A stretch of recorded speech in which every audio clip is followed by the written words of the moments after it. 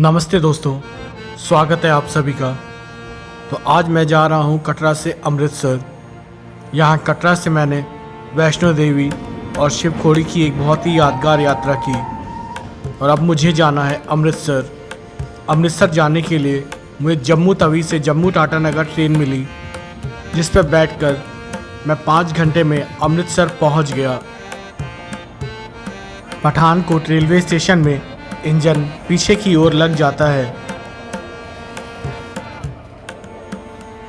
पंजाब में घुसते ही आपको यहाँ पर खेत खलिहान दिखाई देंगे और एक लंबे 5 घंटे सफ़र के बाद मैं पहुँच गया 7:30 बजे अमृतसर के रेलवे स्टेशन में। यहाँ पर पहुँचकर मैंने समोसा खाए, चाय पी और निकल पड़ा गोल्डन टेम्पल की दर्शन करने के लिए। यहाँ पर भी इस वक्त बहुत ज़्यादा भीड़ थी।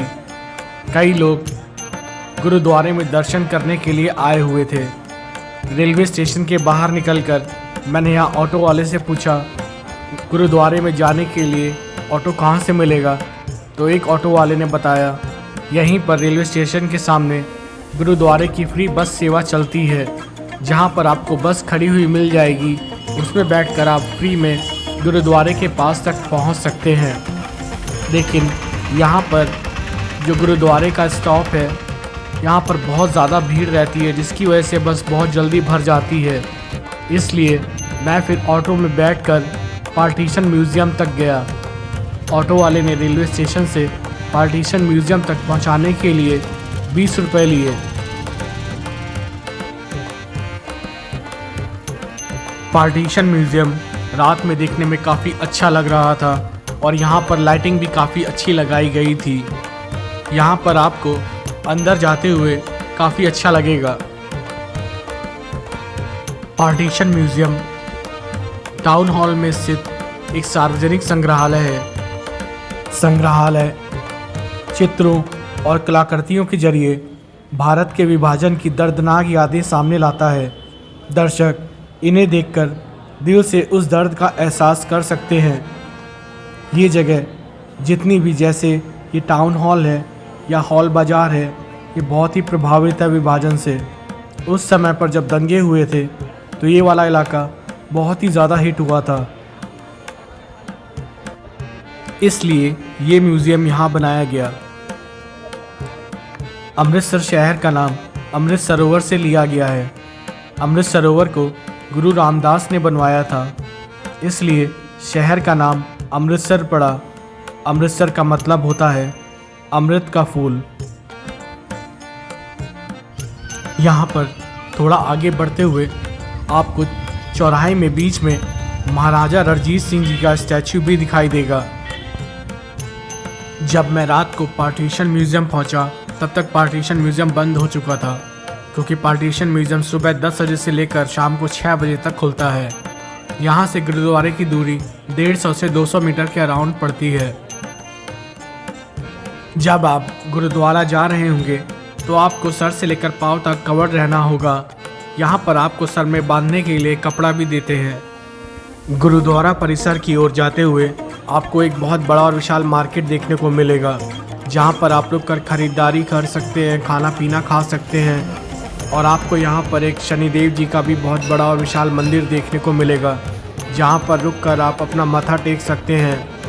आपको यहीं से सामने दिखाई देगा गुरुद्वारे का विशाल परिसर।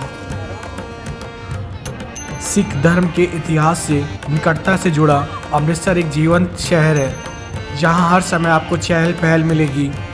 अमृतसर अपनी सांस्कृतिक विरासत, धर्म और खान पान के लिए बेहद प्रसिद्ध है। लेकिन सबसे हटके ये शहर 2 जगहों के लिए खास जाना जाता है, स्वर्ण मंदिर और दूसरा है जलियांवाला बाग। यहाँ के 2 कुछ खास ऐतिहासिक स्थलों में से एक है। ये जगह है जहाँ आप अपने शूज़ या स्लीपर जो भी आपने पहना हुआ है रख सकते हैं, जो कि निःशुल्क सर्विस है। इसके बदले आपको एक टोकन नंबर दे दिया जाएगा। अब मैं जा रहा हूँ फ्री बैगेज रूम की तरफ, जहाँ पर मुझे अपना बैग रखना था गुरुद्वारे में अंदर जाने से पहले। अगर बात करें आप अमृतसर कैसे पहुंच सकते हैं, तो अमृतसर भारत के प्रमुख स्थलों से हवाई मार्ग से अच्छी तरह जुड़ा हुआ है। साथ ही भारत के अधिकांश महत्वपूर्ण शहरों से यहाँ के लिए प्रतिदिन ट्रेनें चलती हैं। उत्तर भारत के सभी प्रमुख शहरों से अमृतसर के लिए बसें भी चलती हैं।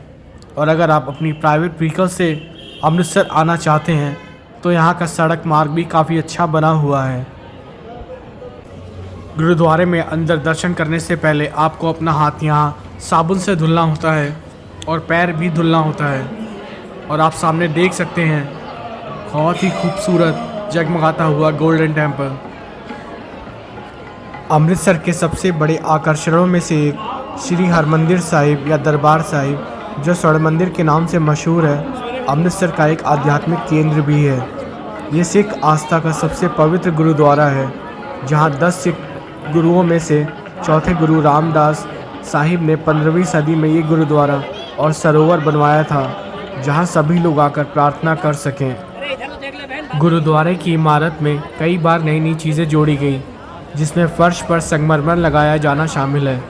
भारत के सिख साम्राज्य 1799 से 1849 के संस्थापक महाराजा रणजीत सिंह ने गुरुद्वारे का ऊपरी फ्लोर 750 किलो शुद्ध सोने से मढ़वाया था, जिसके कारण हरमंदिर साहिब को स्वर्ण मंदिर के नाम से जाना जाने लगा। यहाँ आप भावपूर्ण धुन और भजन का आनंद ले सकते हैं। यहाँ पर कड़ा प्रसाद खाकर आपको एक अलग ही स्वाद मिलेगा। कुछ देर पवित्र कुंड के पास बैठकर यहाँ पर आप अपना मन भी शांत कर सकते हैं। इसके अलावा मंदिर में दर्शन करने के बाद आप लंगर खाने भी जा सकते हैं, जहाँ हर दिन लाखों लोगों को खाना खिलाया जाता है। कहा जाता है कि यहाँ का प्रसाद विश्व का सबसे स्वादिष्ट प्रसाद माना जाता है। यहाँ का खाना कुछ ऐसा है जिसका अनुभव आप केवल अमृतसर में ही कर सकते हैं। स्वर्ण मंदिर अमृतसर का सबसे प्रसिद्ध स्मारक है, जो अपनी आध्यात्मिक महत्ता के साथ साथ अपनी वास्तुकला की खूबसूरती के लिए भी जाना जाता है।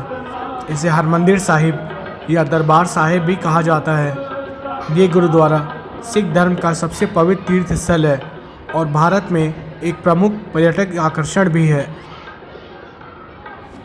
सिख धर्म शांति, विनम्रता और बराबरी के लिए समर्पित है।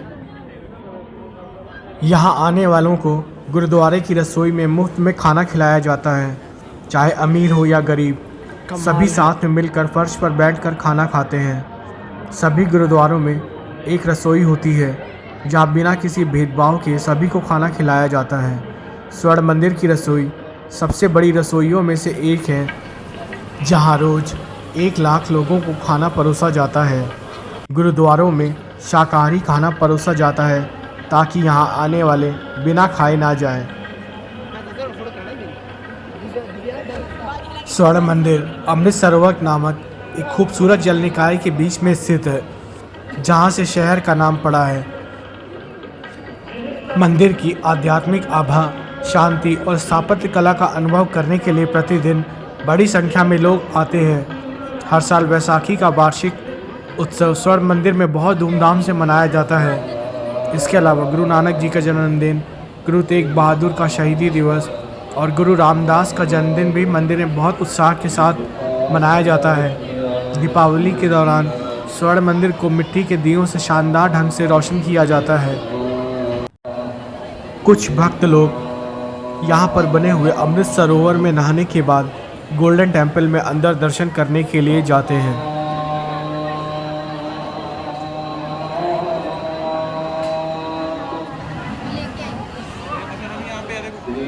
गोल्डन टेम्पल सुबह के 3 बजे से लेकर रात को 11 बजे तक खुला रहता है। इसके अलावा आप रात भर गुरुद्वारे के परिसर में रुक सकते हैं। 11 बजे ही गोल्डन टेम्पल का दरवाज़ा बंद कर दिया गया। भारत में कई धर्मों के मानने वाले लोग रहते हैं। इनमें से एक है सिख धर्म, जिसके ज़्यादातर मानने वाले लोग भारत के उत्तरी पंजाब राज्य में बसते हैं। सिख धर्म मानने वाले सिर्फ एक भगवान को मानते हैं और 10 पवित्र गुरुओं के बताए हुए रास्ते पर चलते हैं। अमृतसर शहर दुनिया भर में बसे 2 करोड़ सिख लोगों के लिए एक धार्मिक और प्रशासनिक दोनों तरह की जिम्मेदारियां निभाती है।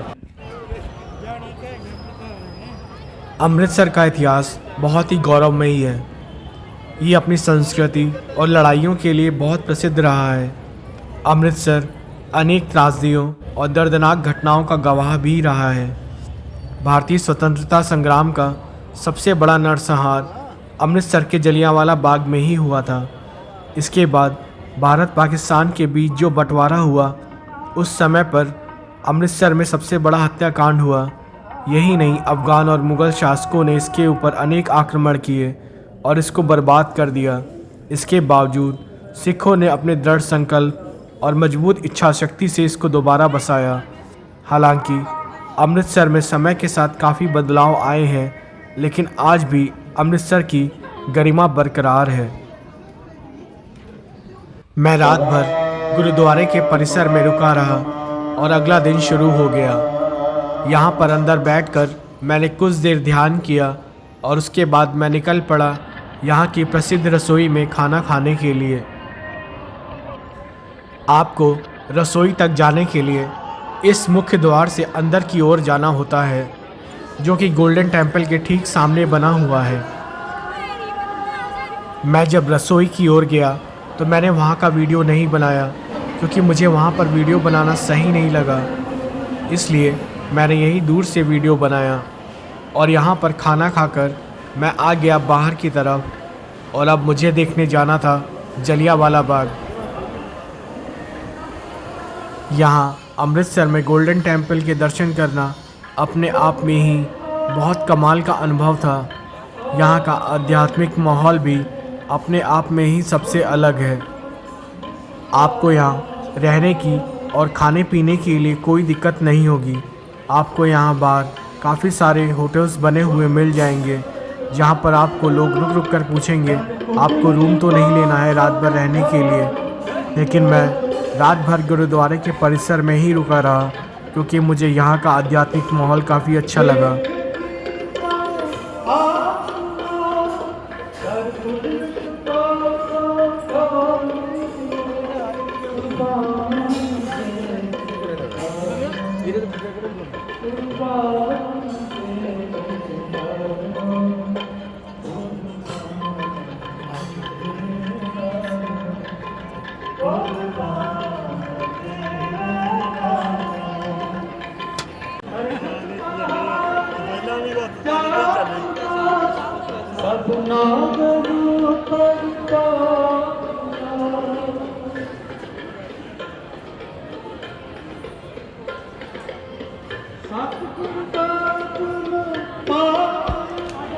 गोल्डन टेम्पल गुरुद्वारे के मेरे दर्शन पूरे हुए। अब मैं निकल रहा था बाहर की तरफ। बाहर से आपको गोल्डन टेम्पल का परिसर कुछ इस तरह से दिखाई देगा। बाहर आकर मैंने अपनी स्लीपर ली, बैग लिया और निकल पड़ा जलियांवाला बाग की तरफ, जो कि यहाँ से कुछ ही दूरी पर है। यहाँ पर आपको कई लोग वाघा बॉर्डर चलाते हुए मिल जाएंगे। यहाँ से कुछ ही दूरी पर बसें खड़ी होती हैं वाघा बॉर्डर पर जाने के लिए। जलियांवाला बाग गोल्डन टेम्पल से 100 मीटर की दूरी पर स्थित है। आपको यही सामने दिखाई देगा जलियांवाला बाग। जबकि आप दाईं तरफ जाएंगे, आप सीधे पहुंच जाएंगे गोल्डन टेम्पल। तो चलिए अब चलते हैं जलियांवाला बाग में अंदर। जलियांवाला बाग में अंदर जाने के लिए कोई भी एंट्री फीस नहीं है, आप सीधे अंदर जा सकते हैं। आपको अंदर जलियांवाला बाग पतले सकरे रास्ते से होते हुए अंदर जाना होता है। आपको जलियांवाला बाग में अंदर कई सारी गैलरीज, मेमोरियल और शहीदी कुआं दिखाई देगा, जहां पर जलियांवाला बाग हत्याकांड की सारी कहानियों को दर्शाया गया है। जलियांवाला बाग की कहानी के बारे में तो आप सभी लोग जानते होंगे कि कैसे बैसाखी वाले दिन रॉलेट एक्ट का विरोध करने के लिए जलियांवाला बाग में एक सभा हो रही थी, जहां पर 10,000 से भी ज़्यादा लोग उपस्थित थे। जहां पर आकर जनरल डायर ने उपस्थित जनसभा पर गोलियां चलवा दी, जिसमें 400 से अधिक लोग मरे और 2000 से अधिक लोग घायल हो गए। एक अनाधिकारिक आंकड़ों के अनुसार 1500 से अधिक लोग मारे गए और 2000 से अधिक लोग घायल हुए थे। उस समय लोग गोलियों से बचने के लिए पास के पानी से भरे हुए कुएं में भी कूद गए थे, जिससे उनकी जान बच गई। दुर्भाग्य से बाद में उस कुएं में से 120 शवों को निकाला गया। और ये है वो कुआं जहां उस वक्त पर लोग इस कुएं में अपनी जान बचाने के लिए कूदे थे।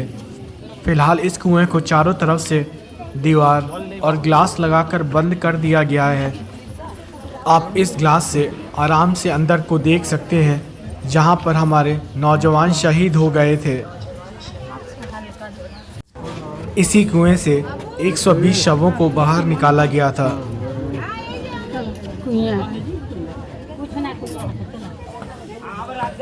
यहाँ की दीवारों पर गोलियों के लगे हुए निशानों को भी आप देख सकते हैं कि कैसे उस वक्त गोलियां चलाई गई होंगी।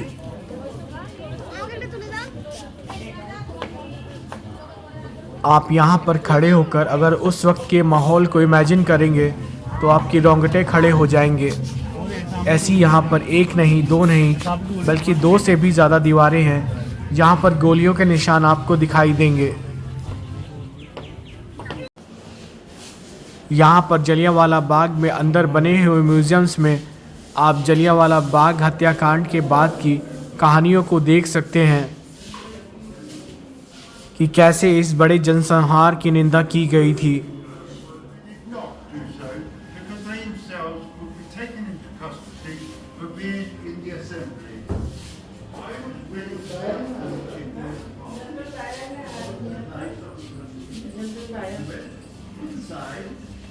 और ये रही पार्क की दूसरी दीवार, जहां पर गोलियों के 36 निशान हैं। यदि किसी एक घटना ने भारतीय स्वतंत्रता संग्राम पर सबसे अधिक प्रभाव डाला था तो वह घटना ये जघन्य हत्याकांड ही था। माना जाता है कि ये घटना भारत में ब्रिटिश शासन के अंत की शुरुआत बनी। जब जलियांवाला बाग में ये हत्याकांड हो रहा था उस समय उधम सिंह जी वहीं पर मौजूद थे और उन्हें भी गोली लगी थी। तब उन्होंने तय किया कि वह इसका बदला लेंगे। उसके बाद 1940 को वे लंदन गए और उन्होंने जनरल डायल को उसी के घर में घुसकर गोली मार दी। जब आप जलियांवाला बाग से बाहर निकलेंगे तो आपको बाहर एक बहुत ही बड़ा विशाल मार्केट देखने को मिलेगा। यहाँ पर आपको रास्ते में सीधा सीधा चलते हुए जाना है, जहाँ से लेफ्ट जाने पर आपको गोल्डन टेम्पल जाने का रास्ता मिलेगा। यहाँ पर रुककर आप खरीदारी कर सकते हैं, खाना पीना खा सकते हैं, यहाँ की प्रसिद्ध लस्सी और जलेबी भी खा सकते हैं। गोल्डन टेम्पल और जलियांवाला बाग देखने के बाद आप वाघा बॉर्डर जा सकते हैं। वैसे पहले मैंने सोचा था कि मैं भी वाघा बॉर्डर ही देखने जाऊंगा, लेकिन रात में गुरुद्वारे परिसर से मेरा पर्स चोरी हो गया था, जिसके बाद मैं 50 नंबर इमरजेंसी रूम में गया। लेकिन उसके बाद मुझे वहां पर बोला गया कि गुरुद्वारे परिसर का कैमरा ख़राब है, जिसके बाद मैंने पुलिस में FIR कराई। मैं वहां काफ़ी देर परेशान घूमता रहा। पर्स में मेरा ड्राइविंग लाइसेंस, मेरा ATM कार्ड, आधार कार्ड, पैन कार्ड, 1800 से 2000 रुपये थे, सब चोरी हो गया। इसलिए मेरा मूड भी ख़राब हो गया था। मैं वाघा बॉर्डर नहीं गया, मैं वापस रेलवे स्टेशन आ गया। आशा है आप सभी लोगों को गोल्डन टेम्पल और जलियांवाला बाग का ये वीडियो पसंद आया होगा। अगर आपको वीडियो पसंद आया हो तो वीडियो लाइक करें, चैनल सब्सक्राइब करें। धन्यवाद।